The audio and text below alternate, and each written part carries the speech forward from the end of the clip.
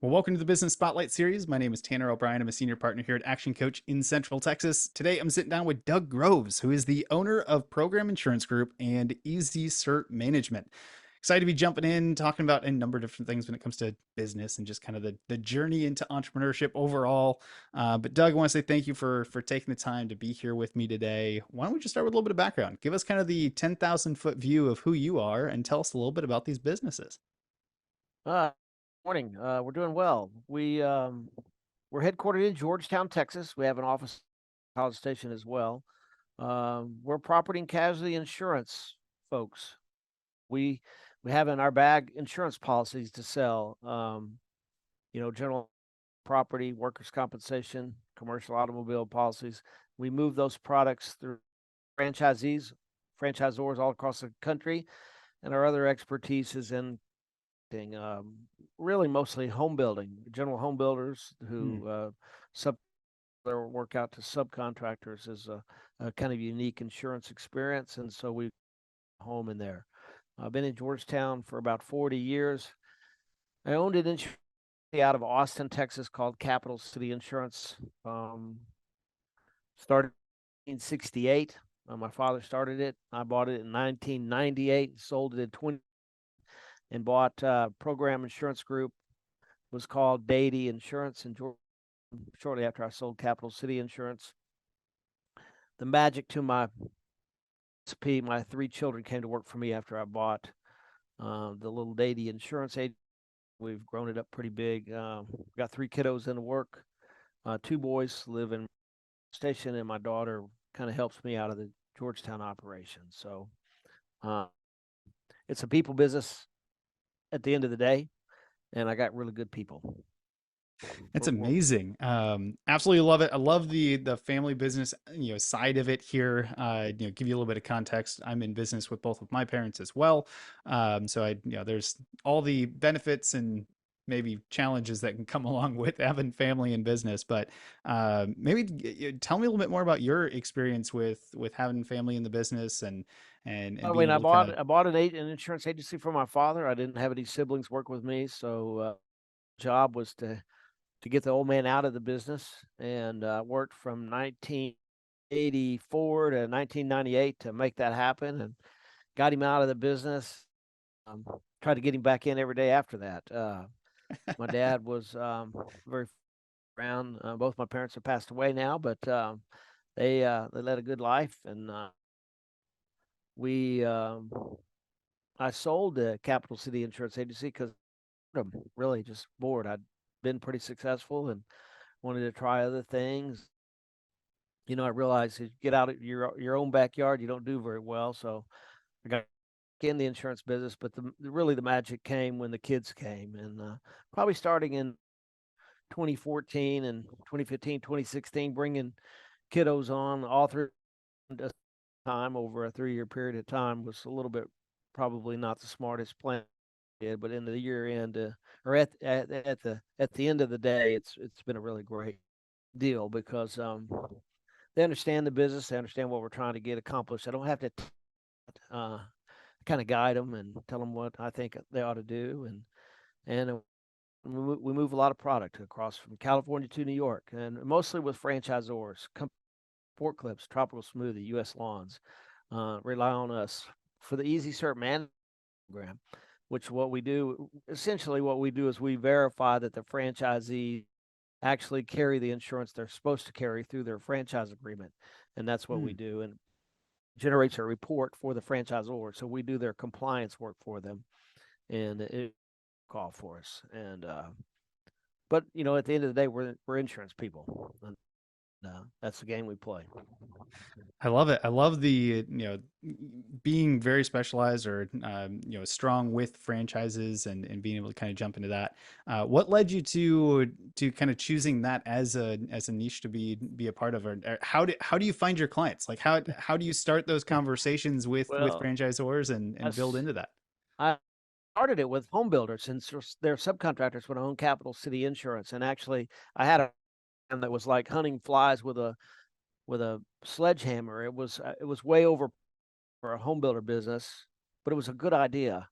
And when I bought agency in Georgetown, they had a little account called Sport Clips Haircutting, and they had required coverages to be a Sport Clips haircutting operation across the country. They were growing. They had probably 500 or 600 locations at that time, and now they have like 2,000. But each one of those locations have to carry about 7 different coverages to make their agreement whole and complete. So all of a sudden, a computer program became very bound.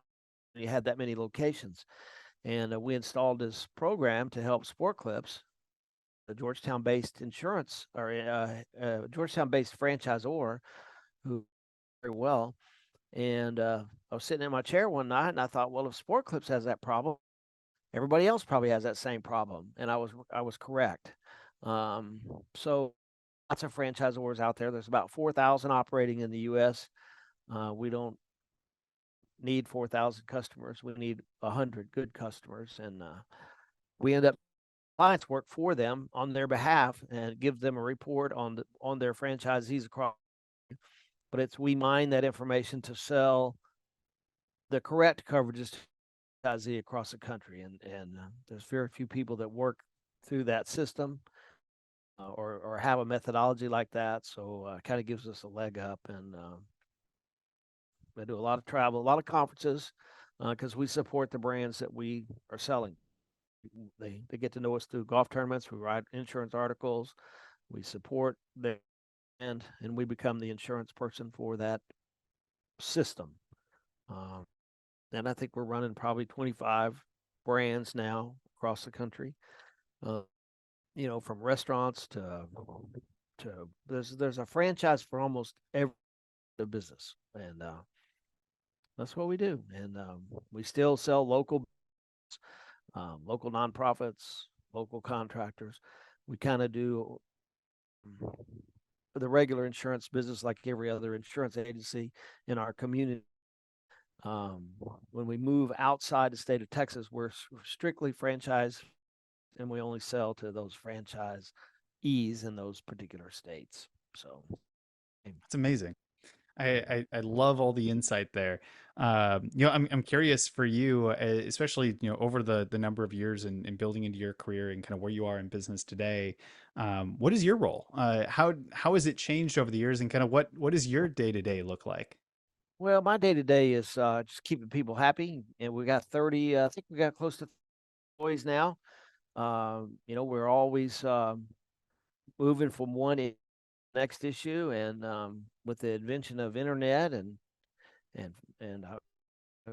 I'll fall back into my old ways. I'm going to say the fax machine. Obviously, we don't use fax anymore, but I can remember when we got our first fax machine, and way I kind of monitor and help where I can, and I really don't handle anybody's more. It's you don't want me to be the guy that you call if you have an issue, but we usually have somebody on there to help you, and we're kind of like a spoke in a wheel. Everybody has a different job, and we'll get you on the right spoke, and hopefully we'll get the job done that you need to in a quick manner, and we get you back on the road and down the road. And my day is just keeping everybody busy, mainly out of pure something to do.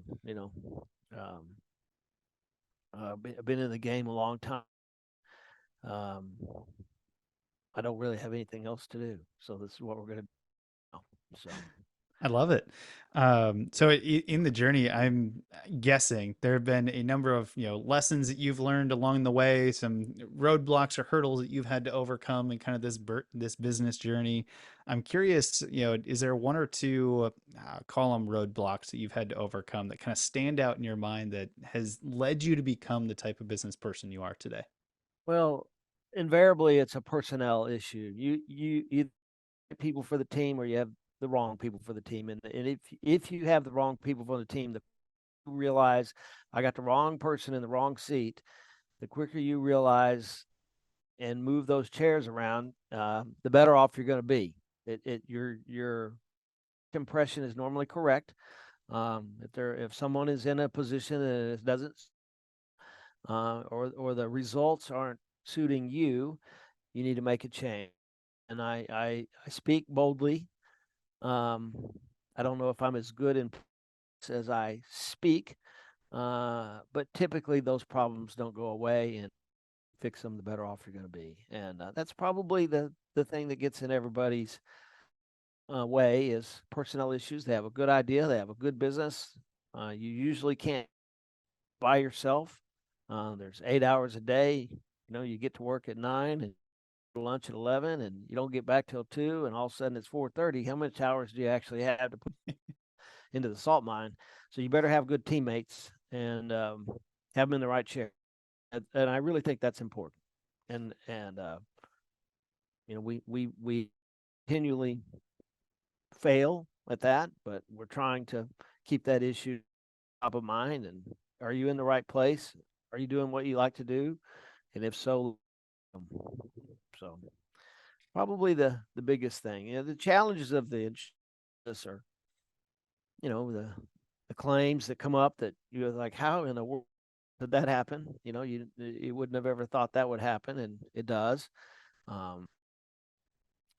was dealing with a Legionnaire's disease problem the other day. Had a Legionnaire's disease type claim. COVID was quite about the way the insurance companies handled COVID coverages, losses that arise out of COVID issues, the things we never actually thought of. We didn't ever really for those type of exposures, and all of a sudden we got thrown right in the middle of it. We wrote a lot of articles, and we pulled a lot of hair out, and we got through it. It was COVID was a terrible thing for the economy and for people in jobs. It was probably pretty good for the insurance business across the whole because it brought light into areas that we'd never dealt with before, or no court case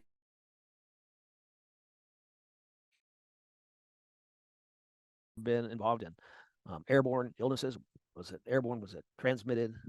So it was probably pretty good for the insurance business to do some internal work and get things down on a piece of paper that really had never been dealt with before. So it's been good for us. So Excellent. cool. Excellent. So I'm curious if we could take a step back and talk a little bit about team building, just having the right people on the team, things like that. What has been kind of your approach to, say, recruiting and hiring, and making sure that you do have the right people on the team, and you're finding the right folks that are interested. Now, what's been your approach, your philosophy behind finding the right people and hiring them for the team? Well, in the insurance business, you're either growing or you're going backwards, and you either have to go acquire new customers and handle those customers in the manner that you said you were going to handle those customers and cover the things you said you were going to cover, and you have to go get new ones. New business is the lifeblood for every insurance business, and probably so for most any other business. New business is how you catch up. You're going to renew somewhere between 85 and 95% of your business every year. So there is a leakage. People go out of business, they sell their business, they retire their business. So you can't ever keep it all. And over time, if you don't put new business on, your business won't grow. And so you're going to leak away. So new business is number one. Number 1A is retaining the business that you got new yesterday. So you have to have staff capable of handling the business that you put on yesterday, so you can go out and get some more today. So we have two types of people, what I call their getters, the people that go get the new business. Usually they can't keep it. They're motivated by different matrices. New people who sell new business like a challenge, and as soon as they overcome that challenge, they're on to the next challenge, and they tend to forget about the one that they just wrote yesterday. So we have getters and we have keepers. Keepers, or you can't really count on the keepers to go get new business because they want to take care of the existing business. So you got to have the right mindset dealing with the customer at the right time. So sometimes you need getters in the world, and we all need keepers in the world. So we got to have a good blend there. We got to go get them, and we got to keep them. So um, I think I will always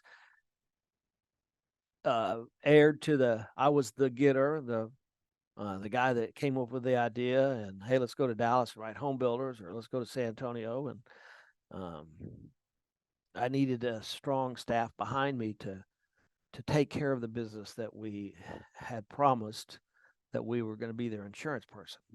Hmm. So can you manage those two needs, demands of the business? And if you can, the insurance business is a great business. People need it.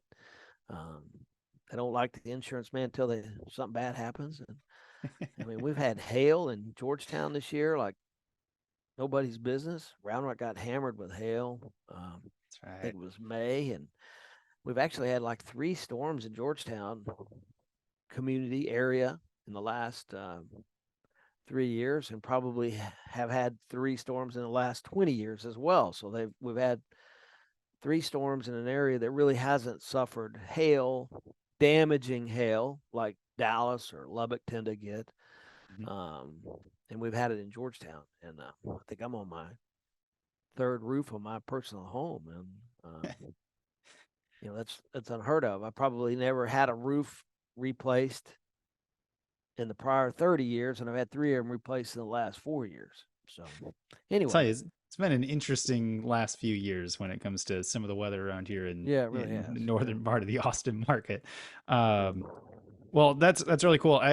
Before we kind of shift over to some of the rapid fire questions, I love to ask, just generally speaking, where do you see things in the next 3 to 5 years as you continue to grow the business? How does your role change within the business? Does it change?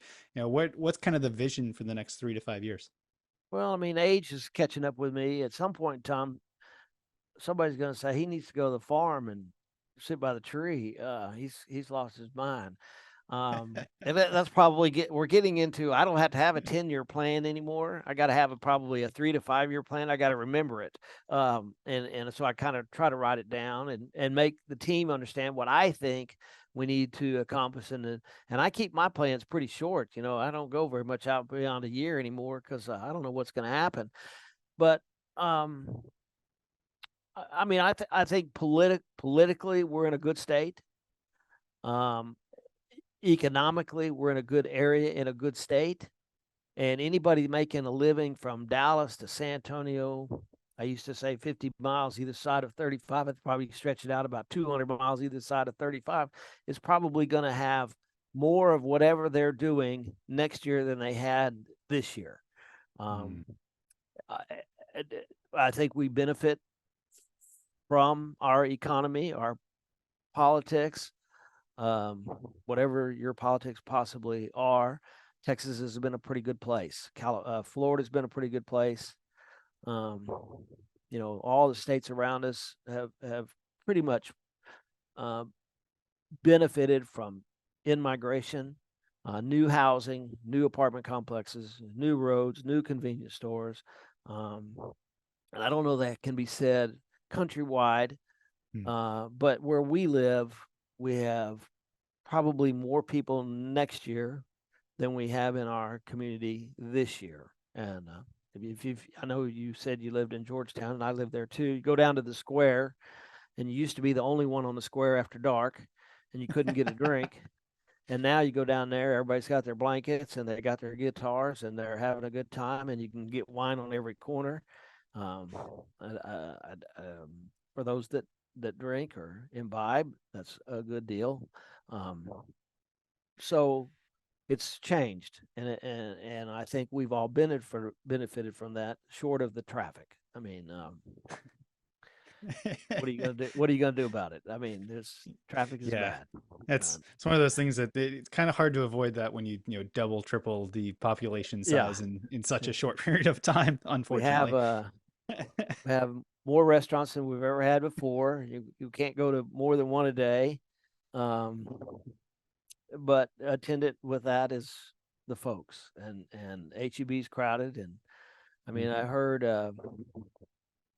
HEB is thinking of, I mean, we're putting one out on Palmer Lane, and they already dominate the market. I apologize to other grocery store operators, but I think HEB probably rules in our community. Um, and I think they're thinking about putting in 2 more stores in the Georgetown market over the next 5 years, and that's handy. Yeah. It leads to growth, and in the insurance guys, we have to have activity. Activity breeds, I need car insurance, I need building insurance, I need workers' compensation. So the more activity we have, the more demand for our product. And so we're growth guys. We would lean on the theory that it's better to have more traffic on Williams Drive than have less traffic. So I Well, think in the next 3 to 5 years, Georgetown's probably going to get swallowed up. And I mean, I think that's good if you're in a property business or the yeah. rental business, whatever. Yeah, it's definitely been really cool to see. And for those that have followed me at all, I originally came from a small town up in northern Iowa, and I don't think that town's grown in the last 30 years. So it's kind of cool to be in an area that continues to expand and grow. But Doug, as we start to wrap up here, I've got a few rapid fire questions I'd love to Sure. ask you, just get some additional wisdom nuggets out. But when you look at kind of your journey through business and everything so far, what would you say for you has been kind of your key to success?